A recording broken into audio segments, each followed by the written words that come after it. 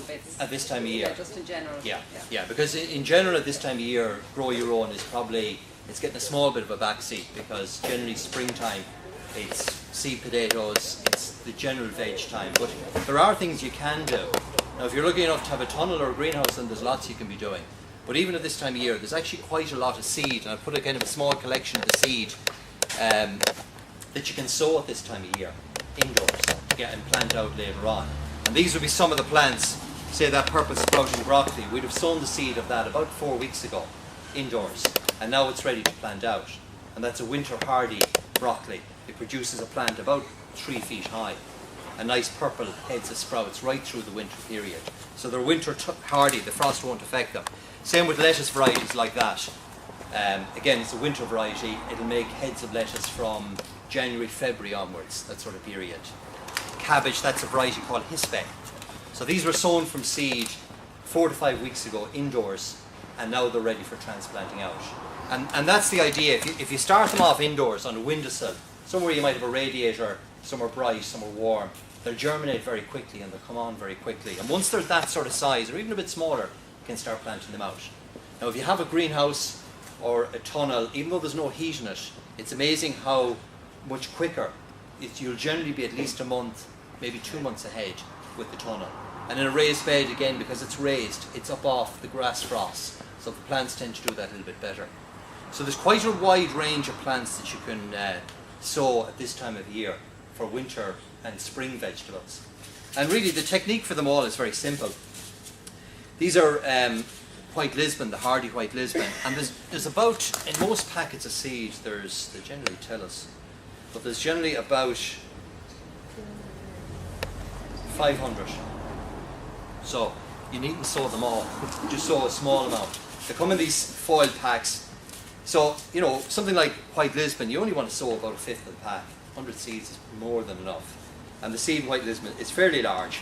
So for something like that, there's about 100 seed there. You don't need a tray this size. I'll just use this for handiness. But a small pot would be plenty big, or half a tray would be more than enough. In a tray that size, you will fit up to 400 seeds or 500 seeds comfortably.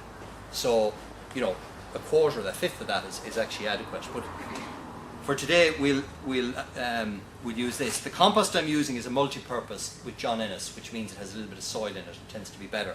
And what I add to it then is a little bit of this root grow, which actually helps the roots to grow.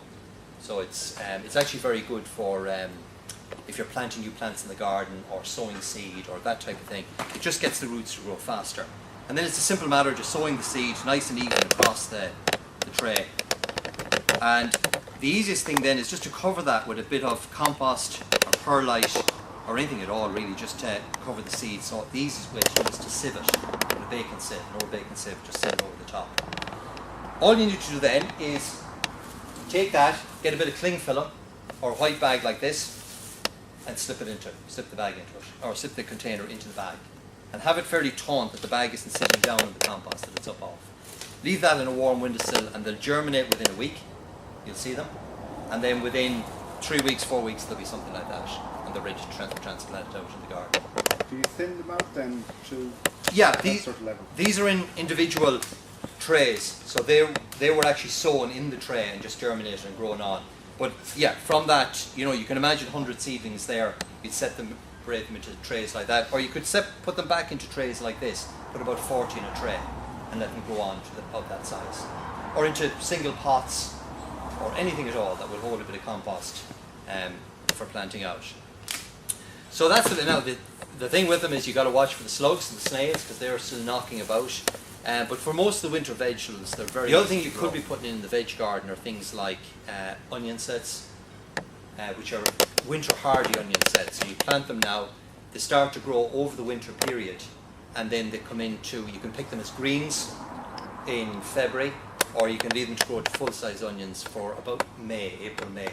And they're very good because it's generally a time of year, April, May is a time when onions are actually expensive to buy, because the normal cycle is August, September, October, November for onions. If you're eating onions in May, you're eating imported onions.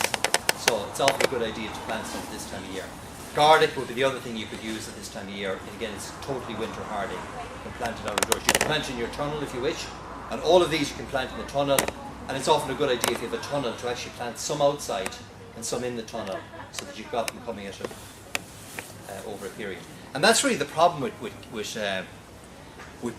vegetables, is that you tend to end up with too much stuff. Even you sow, as you say, as I said, there's about 500 seed in a packet, so you'll never use it all. So the trick really is to sow little and often.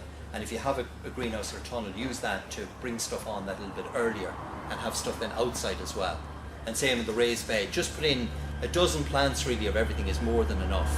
If you think yourself, how many times a week do you eat cabbage? Once a week. So it tends to go over.